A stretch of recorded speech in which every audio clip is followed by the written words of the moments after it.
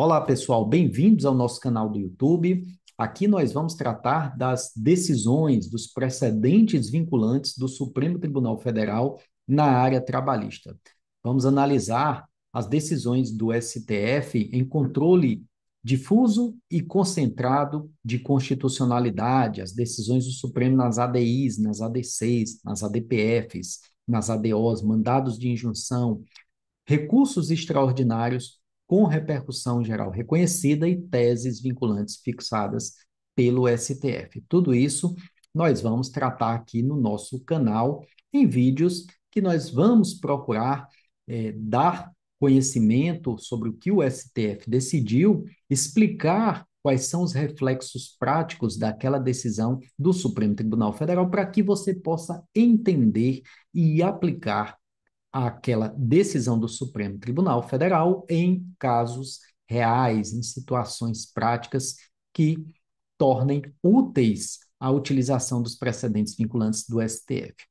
Eu sou Edinaldo Brito, sou professor de Direito do Trabalho, com foco nas decisões do Supremo Tribunal Federal. Pois bem, mas nesse nosso primeiro vídeo, nessa nossa primeira aula, eu queria analisar rapidamente a decisão do Tribunal Superior do Trabalho em encaminhar um ofício aos tribunais regionais do trabalho, o ofício 232 de 2025, que tem o propósito de explicar aos TRTs a sistemática de tramitação dos recursos de revista que já está disciplinada na Instrução Normativa número 40 do TST. E por que que a gente vai tratar desse assunto que não trata especificamente de uma decisão judicial e muito menos do Supremo Tribunal Federal, mas sim de um ofício do TST? Pois bem, a nossa análise vai se dar em cima desse ofício do TST, porque ele trata da tramitação do recurso de revista quando alega-se violação a uma tese de repercussão geral do Supremo Tribunal Federal. Então, esse ofício do TST, embora seja um documento a princípio, um expediente encaminhado aos TRTs, ele tem uma força normativa importante.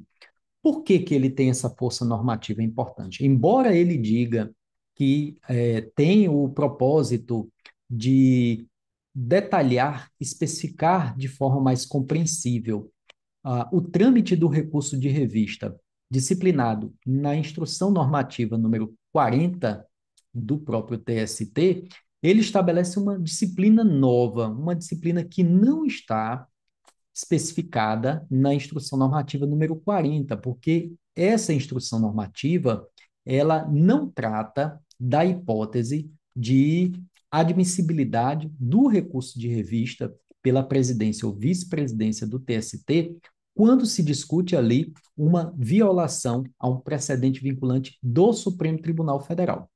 Então, esse ofício 232 de 2025 do TST, ele trata da tramitação do recurso de revista, em que se alega que a decisão do TRT, ela violou uma tese firmada pelo STF em sede de repercussão geral. E essa hipótese não está regulamentada na Instrução Normativa número 40. Por conta disso, a disciplina de tramitação do recurso de revista estabelecida no ofício, ela é completamente autônoma no que se refere à violação de precedente vinculante do Supremo Tribunal Federal. Em razão dessa autonomia, eu considero já que esse ofício do TST, o ofício 232, ele tem uma força normativa processual importante. Ele disciplina uma sistemática processual de tramitação do recurso de revista de forma autônoma à instrução normativa no que se refere a essa questão do precedente do STF. Nós vamos já explicar melhor o que é que isso quer dizer, como é que ele estabeleceu essa disciplina, e nós vamos lá na frente especificar qual é o nosso entendimento a respeito dessa disciplina estabelecida pelo TST nesse ofício. Pois bem, como eu falei, embora o ofício diga que pretende regulamentar, especificar, detalhar, eliminar equívocos que possam os TRTs terem no âmbito de aplicação da IN 40 com relação à admissibilidade do recurso de revista por violação à tese de repercussão geral do STF, temos uma autonomia, temos uma matéria autônoma em relação à instrução normativa. Então, vamos ler o que o ofício fala a respeito dessa matéria para a gente poder compreender qual é o objeto da nossa análise aqui de forma mais concreta. Pois bem, eu estou aqui com o ofício, é um ofício circular, ao 232 de 2025, e ele está datado de 24 de abril e assinado no dia 23 de maio de 2025, certo? Esse ofício, no item 3, ele fala o seguinte: aplica-se o artigo 1º-A da IN 40 do TST quando o acórdão regional recorrido estiver em consonância com tese fixada pelo STF no julgamento do recurso extraordinário submetido ao regime da repercussão geral, certo? Conforme decorre da interpretação sistemática e teleológica do artigo 1030, inciso 1º do CPC, e aí cita outros dispositivos do Código de Processo Civil. Então, o primeiro ponto que nós vamos analisar é esse item 3 do ofício. O item 3 diz que se aplica o artigo 1º-A da IN 40 quando a decisão do TRT, a decisão recorrida, contra a qual a parte interpôs o recurso de revista para o TST, quando essa decisão estiver em conformidade com o precedente vinculante do Supremo Tribunal Federal, firmado no regime da repercussão geral. Então, digamos que a decisão do TRT esteja em conformidade com uma tese do Supremo Tribunal Federal. Aí ele diz que se aplica essa disciplina do artigo 1º-A da instrução normativa. E o que diz essa instrução normativa no artigo 1º-A? Ela diz que, nesse caso, cabe ao presidente ou vice-presidente do TRT negar seguimento ao recurso de revista, certo? E aí, o presidente ou vice-presidente do TRT, quando receber um recurso de revista contra uma decisão que esteja em conformidade com o precedente do STF, com tese de repercussão geral do STF, cabe a ele negar seguimento a esse recurso de revista, aplicando, por analogia, o artigo 1030, inciso 1º do Código de Processo Civil, que diz exatamente que é isso que o presidente do tribunal recorrido deve fazer, ou vice-presidente deve fazer, quando for a hipótese de recurso extraordinário, certo? Interposto contra uma determinada decisão de um tribunal. Pois bem, então, o que o ofício traz é importar a disciplina aplicável ao recurso extraordinário, lá no 1030, inciso 1º do CPC, para o recurso de revista, certo? E aí ele fala que, nessa hipótese, o presidente ou vice-presidente do tribunal recorrido, do TRT, nega seguimento ao recurso de revista. Primeiro ponto. Segundo ponto, está lá no item 7 do ofício do TRT. No item 7, o ofício fala o seguinte, que o agravo interno interposto com fundamento no artigo 1º-A da Instrução Normativa número 40 do TST deve ser submetido a julgamento pelo órgão colegiado competente, não sendo possível seu julgamento por decisão monocrática. Então, vamos lá. Seguindo esse rito, o presidente ou vice-presidente do TRT, ele vai negar seguimento ao recurso de revista, sob o argumento de que aquela decisão do tribunal, do TRT, ela está em conformidade com o precedente vinculante do Supremo. Então, vejam que o presidente ou vice-presidente do TRT, ele já vai fazer um confronto, uma análise entre a decisão do TRT e precedente do Supremo, certo? Essa análise ela não está prevista na Instrução Normativa número 40, ela está prevista para o confronto entre a decisão do TRT e precedente do TST. Não estava previsto precedente do Supremo. Então, o ofício traz essa novidade. E aí a parte que se sentir prejudicada com esse juízo de admissibilidade, essa negativa de seguimento ao recurso de revista, cabe a ela interpor agravo interno.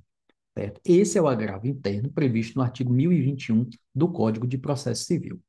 Esse agravo interno, o que o item 7 do ofício fala é que ele vai ser julgado no órgão colegiado competente do Tribunal Superior do Trabalho. Então, vejam a diferença, que esse agravo interno ele não é um agravo de instrumento, não é um recurso que vai tendente a levar o recurso de revista para o TST. Ele vai ser julgado no próprio Tribunal Regional do Trabalho.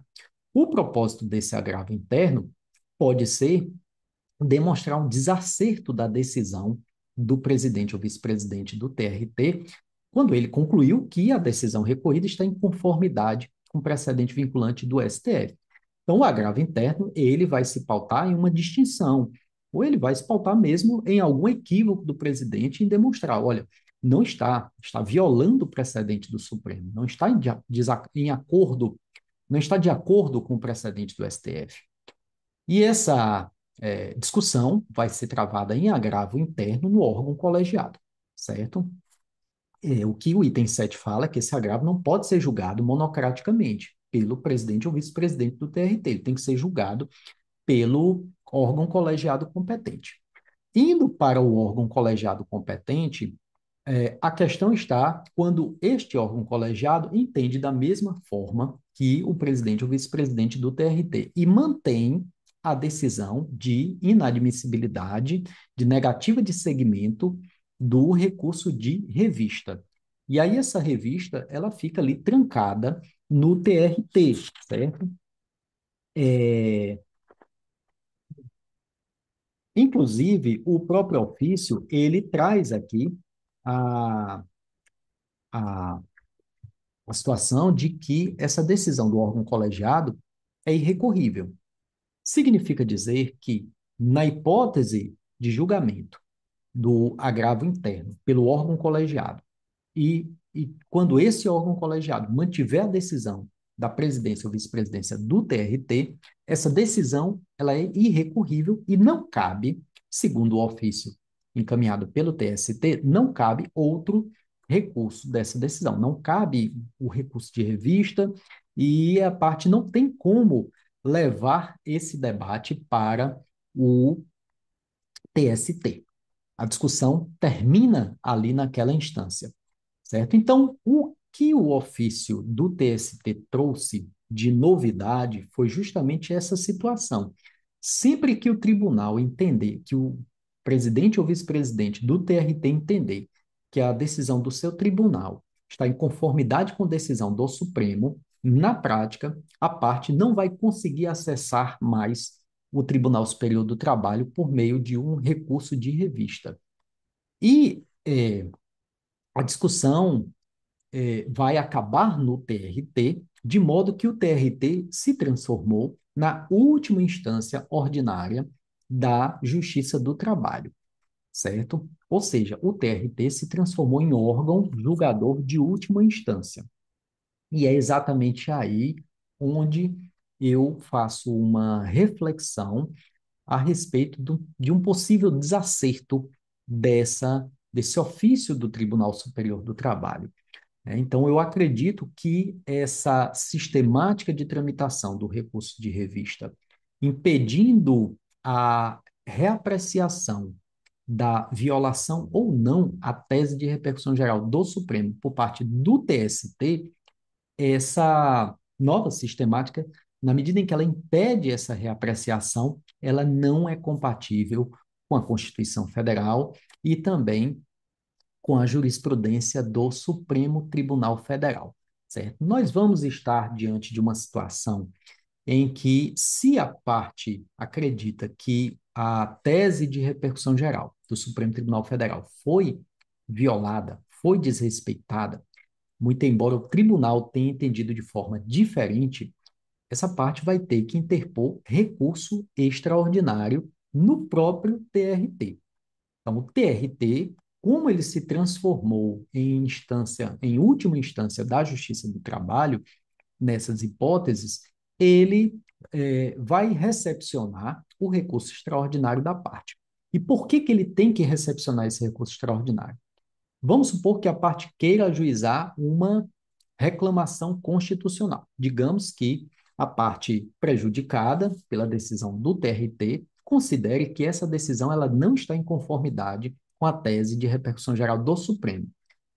Então, ela vai ter que ajuizar uma reclamação constitucional, vamos supor, para tentar cassar a decisão do TST. Porém, a jurisprudência do Supremo Tribunal Federal entende que, nesses casos, quando se alega violação a tema de repercussão geral no STF, a reclamação constitucional somente vai ser admitida com o total esgotamento das instâncias ordinárias. Ou seja, a parte precisa percorrer todas as instâncias da Justiça do Trabalho antes de acionar o Supremo Tribunal Federal por meio de uma reclamação constitucional, certo? E quando é que o STF entende que houve o esgotamento da instância ordinária? Ele entende que isso acontece quando o órgão colegiado do tribunal recorrido julga o agravo interno que mantém a decisão de inadmissibilidade do recurso extraordinário. Significa dizer que para o Supremo, para a parte esgotar as instâncias ordinárias, ela precisa interpor recurso extraordinário contra aquela decisão, a última decisão da instância ordinária. Então, se é preciso interpor recurso extraordinário e o TRT é a última instância de acordo com o ofício do TST, a parte vai ter que interpor esse recurso extraordinário contra a decisão do órgão colegiado do TRT, que manteve a decisão da presidência ou vice-presidência, que negou seguimento ao recurso de revista. Contra essa decisão, a parte interpõe o recurso extraordinário. Daí, a presidência ou vice-presidência do TRT vai fazer agora um novo juízo de admissibilidade, dessa vez do recurso extraordinário. E aí ela vai cumprir aquele papel genuíno que está previsto no artigo 1030, inciso 1º do CPC. Se anteriormente a presidência ou vice-presidência entendeu que a decisão do TRT está em conformidade com o precedente vinculante do Supremo, normalmente, naturalmente, ela vai entender também da mesma forma e vai negar seguimento ao recurso extraordinário, também com base no artigo 1030, inciso 1º do CPC. Daí, contra essa decisão, a parte vai ter que interpor um novo agravo interno para tentar discutir essa matéria no órgão colegiado do TRT. Então, vejam que o órgão colegiado do TRT vai ser acionado duas vezes para julgar agravo interno. Primeiro, o agravo interno que ele vai julgar é contra a decisão de negativa de seguimento do recurso de revista. O segundo agravo interno contra a decisão de negativa de seguimento do recurso extraordinário. Mantida aquela decisão de negativa de seguimento do recurso extraordinário pelo órgão colegiado do TRT, abre-se a possibilidade de ajuizamento da reclamação constitucional perante o Supremo Tribunal Federal. Por quê? Porque nessa hipótese o STF entende que houve o esgotamento das instâncias ordinárias. Aí a parte vai lá para o STF com a reclamação constitucional. Porém, qual é o problema dessa situação aí? Nós temos uma situação em que o TST ele foi saltado completamente nesse processo de debate de violação ou não à questão constitucional relacionada à tese de repercussão geral do Supremo Tribunal Federal. Vejam que a reclamação constitucional ajuizada vai ser uma reclamação per saltum, ela vai saltar uma instância da Justiça do Trabalho, que é o Tribunal Superior do Trabalho, que, por meio desse ofício 232, resolveu não analisar mais os recursos de revista que tratam da discussão sobre a violação ou não a tema de repercussão geral, certo? E aí vem o meu primeiro ponto de questionamento, certo? Primeiro ponto é o seguinte: o Supremo Tribunal Federal possui jurisprudência pacífica no sentido de que a última instância da Justiça do Trabalho não é o TRT. A última instância da Justiça do Trabalho é o Tribunal Superior do Trabalho para questões constitucionais, principalmente. Qual é o entendimento do STF? Como o TST, pela CLT, artigo 896, linha C, ele tem competência para analisar as violações à Constituição Federal, significa dizer que os debates relacionados às teses de repercussão geral do Supremo Tribunal Federal precisam passar de forma obrigatória pelo Tribunal Superior do Trabalho, certo? De modo que a reclamação constitucional que for ajuizada contra a decisão do TRT diretamente, ela corre um risco concreto de não ser conhecida pelo Supremo Tribunal Federal.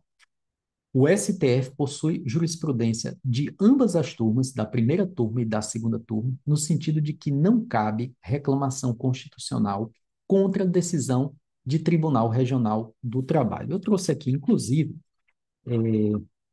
duas situações.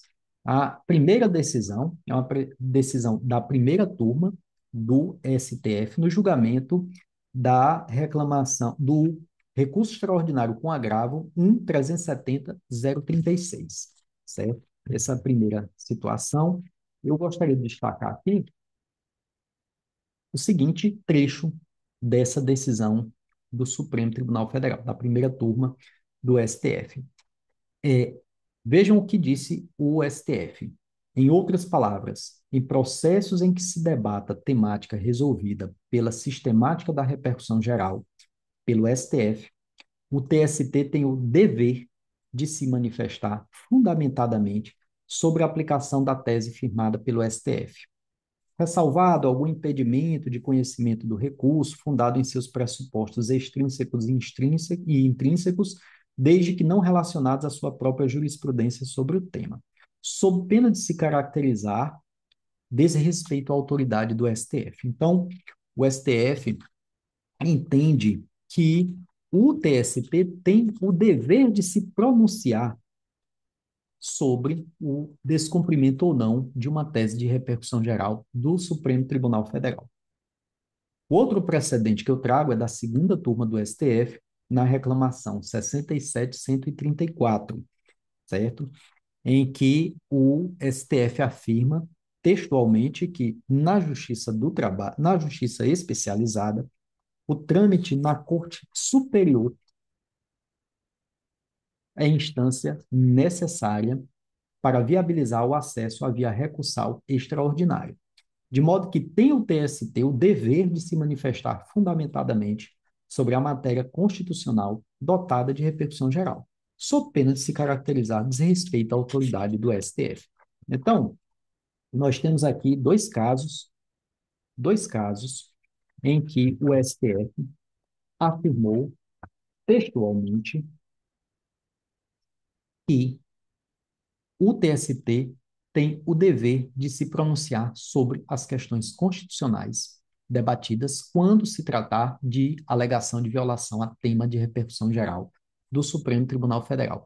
E isso porque o STF, o TST, ele tem competência para analisar violações constitucionais de acordo com o artigo 896-C da CLT, certo? Então, essa nova sistemática estabelecida pelo TST, na minha visão, ela vai de encontro à jurisprudência pacífica do Supremo Tribunal Federal, de ambas as turmas, certo? Eu vou deixar aqui na descrição os números desses processos e outros processos, outros precedentes do Supremo Tribunal Federal que fazem a mesma afirmação, que o TST é uma instância obrigatória para que a parte consiga acessar o Supremo Tribunal Federal. Com isso, nós estamos diante de um risco para a parte que interpõe ou reclamação constitucional ou recurso extraordinário para o Supremo Tribunal Federal. O risco é de essas medidas processuais não serem conhecidas pelo Supremo Tribunal Federal, porque está faltando o percurso pelo TST, certo? Então, o STF ele, a princípio, não vai compreender por que que a parte não está passando pelo Tribunal Superior do Trabalho e, possivelmente, ele não vai acatar a supressão de instância, a supressão do TST, com base nesse ofício do TST, já que não se trata de uma alteração de uma legislação processual, de uma norma processual, certo? Então, essa é a primeira consequência gravosa. Pois bem, o que fazer diante dessa situação? Bom, o ofício do TST, o 232 de 2025, ele pauta essa nova sistemática de aplicação ao recurso de revista, de tramitação do recurso de revista, em alguns princípios, entre eles o princípio da segurança jurídica e da razoável duração do processo. Então, o ofício explica que a sistemática disciplinada na Instrução Normativa número 40 tem o propósito de prestigiar a razoável duração do processo. E daí vem esse ofício regulamentando ou especificando de forma mais detalhada essa sistemática da Instrução Normativa número 40. Como eu disse, com relação à violação de tese de repercussão geral do Supremo, a norma é totalmente inovadora, porque isso não está disciplinado na IN 40. Bom, nós temos uma sistemática nova estabelecida pelo TST que, a meu ver, não se compatibiliza com o artigo 896-C da CLT, que prevê o cabimento do recurso de revista por violação direta e literal à Constituição Federal. A discussão envolvendo a violação de um tema de repercussão geral no Supremo Tribunal Federal inequivocamente envolve um debate constitucional sobre a violação ou não de algum dispositivo da Constituição Federal. Então, quando se discute se a decisão do TRT violou ou não tese de repercussão geral do Supremo Tribunal Federal, está se discutindo inequivocamente ali uma possível violação à Constituição Federal. Então, seria uma hipótese de cabimento notório do recurso de revista com base no artigo 896, a linha C da CLT, certo? Pois bem, na medida em que o ofício do TST, ele é, afasta a sua própria competência, a sua própria atribuição para recepcionar esse recurso de revista e analisar se houve ou não violação à Constituição Federal, se houve ou não violação à tese de repercussão geral do Supremo Tribunal Federal, ele está implicitamente esvaziando o teor desse dispositivo seletista, o teor do 896-C da CLT. É como se o tribunal estivesse declarando ali a inconstitucionalidade desse dispositivo, certo? E essa declaração implícita de inconstitucionalidade, ela vai estar incorporada na decisão da presidência ou vice-presidência do Tribunal Regional do Trabalho e, posteriormente, caso haja, na decisão colegiada do órgão do TRT que mantiver a decisão da presidência de negar seguimento ao recurso de revista que discuta violação à tese de repercussão geral do STF, certo? Então, significa dizer que a decisão do TRT que nega seguimento ao recurso de revista com base no argumento de que a sua decisão não violou a tese de repercussão geral do Supremo Tribunal Federal, baseada nesse ofício do TST, é uma decisão que implicitamente declara a inconstitucionalidade do artigo 896-C da CLT, que prevê expressamente o cabimento da revista e a sua necessidade de apreciação pelo TST quando se discutir violação direta e literal à Constituição Federal. Então, em tese, ainda que o TRT negasse seguimento ao recurso de revista sob o argumento de que sua decisão não violou a Constituição Federal, caberia agravo de instrumento para o TST viabilizar a subida desse recurso de revista do Tribunal Regional do Trabalho para o Tribunal Superior do Trabalho, certo? Como não cabe agravo de instrumento, porque o ofício do TST especificou que só cabe o agravo interno, que vai ser julgado no órgão colegiado, e esse órgão colegiado é soberano nessa decisão, significa dizer que o próprio TRT, ele foi responsável pela declaração implícita de inconstitucionalidade do artigo 896C da CLT.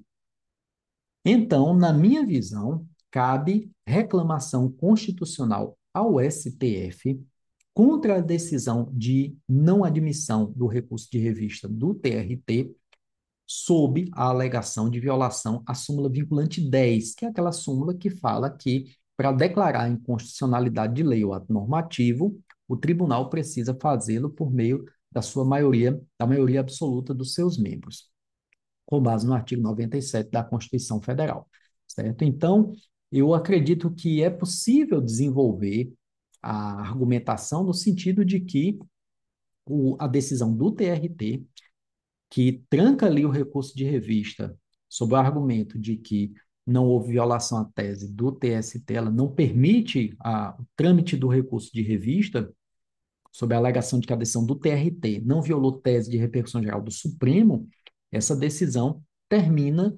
declarando implicitamente a inconstitucionalidade desse dispositivo.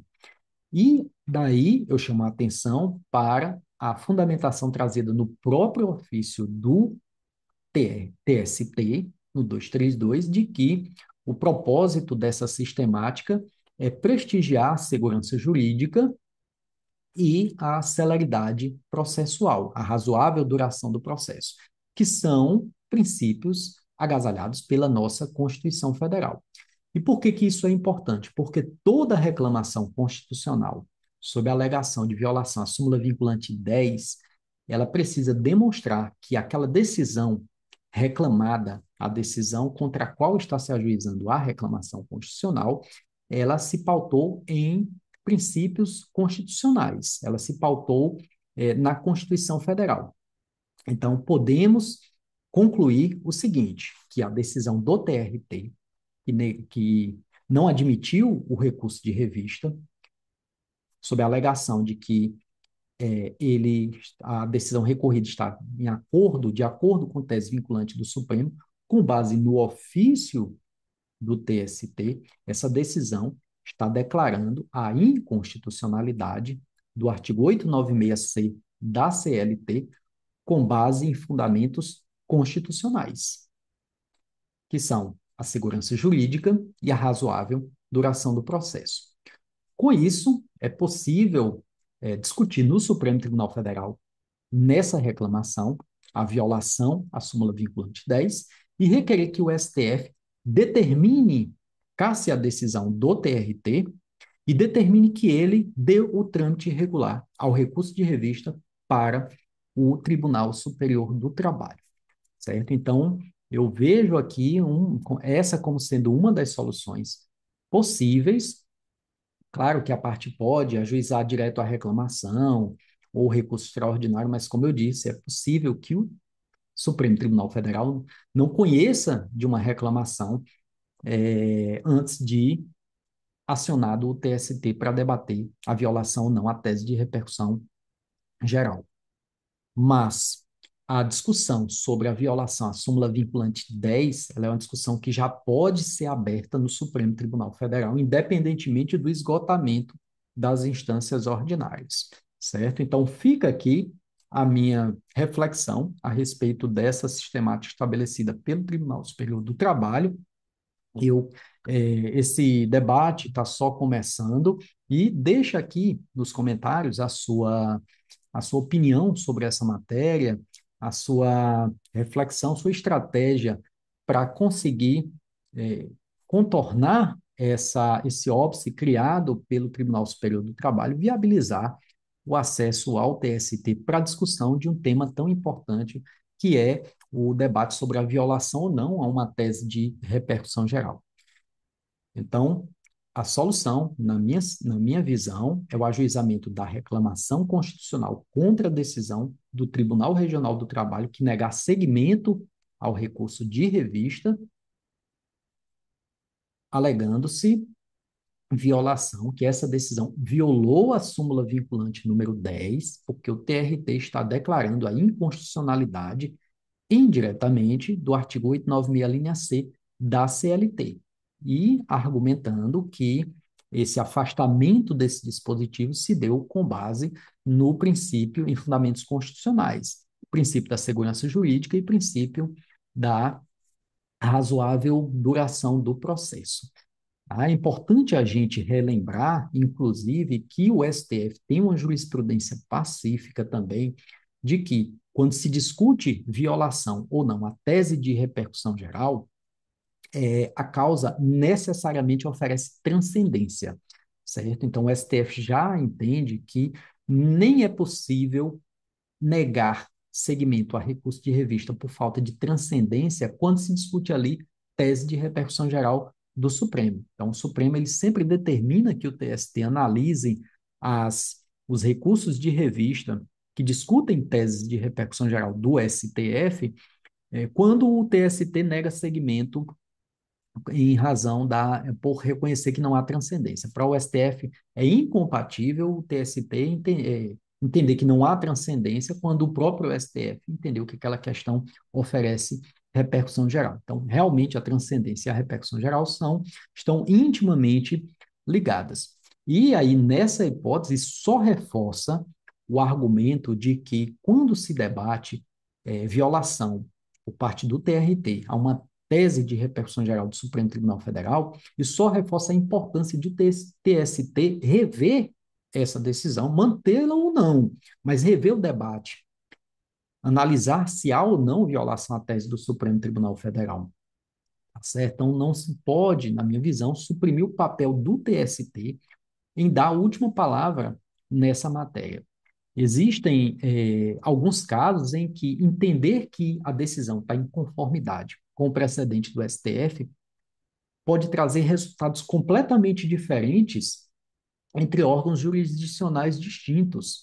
Né? Então, por exemplo, nós podemos ter o mesmo entendimento de que a decisão não violou o precedente do STF, porém com resultados diferentes para ambas as partes. Vamos imaginar que o tema 1046 da repercussão geral.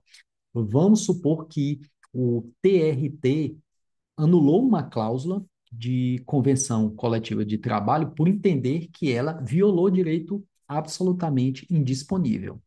Ora, a tese fixada no tema 1046 pelo Supremo, ela realmente nega a possibilidade do negociado prevalecer sobre o legislado quando violar direito absolutamente indisponível. Então, podemos dizer que a decisão, o TRT pode dizer que a sua decisão está em conformidade com a tese, porque ela preservou o direito absolutamente indisponível. Contudo, se essa discussão for levada para o TST pode entender que aquele direito não é absolutamente indisponível e pode ser transacionado. E o TST vai entender que a sua decisão também está de acordo com a tese de repercussão geral firmada no tema 1046, porque ela resguarda a prevalência do negociado sobre o legislado, como regra. Né? Então, nós vamos ter aí dois tribunais, o TRT e o TST, cada um entendendo que a sua decisão não violou o tema de repercussão geral. O TRT se pautou no direito indisponível, que está na tese, resguardado pela tese. O TST se pautou no direito disponível e transacionável, que também está na tese. Então, essa possibilidade de resultados diferentes dentro de uma conclusão idêntica pelo respectivo tribunal, minha decisão está de acordo com a tese do STF, reforça a importância para as partes de levarem a discussão para o TST, porque lá no TST o resultado pode ser diferente, resultado material pode ser diferente, embora a conclusão seja no sentido de que há obediência à tese do Supremo Tribunal Federal. Então, isso revela a importância de essa discussão não parar no Tribunal Regional do Trabalho e que o TST, ele não é apenas um carimbador da decisão do TRT.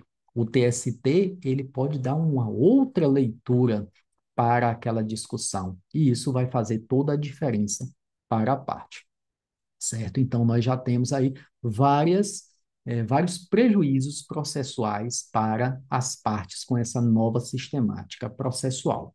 O primeiro prejuízo é de um recurso extraordinário contra a decisão do TRT não ser conhecido no STF, pela falta do esgotamento da instância ordinária, uma reclamação constitucional também não ser conhecida no STF, pela falta do esgotamento da instância ordinária e pelo fato de que o TST pode ter um entendimento completamente diferente do TST dentro daquele mesmo debate constitucional de violação ou não à tese de repercussão geral, certo? Então, isso tira a oportunidade de a parte se sentir prejudicada com a decisão do TRT obter um resultado diferente no Tribunal Superior do Trabalho, certo? Essas são as minhas reflexões, as minhas ponderações. Eu queria que você deixasse aqui também a sua opinião e o que que você acha que pode ser feito em relação a essa nova sistemática. Muito obrigado por você que esteve aqui até o momento e vejo você no próximo vídeo.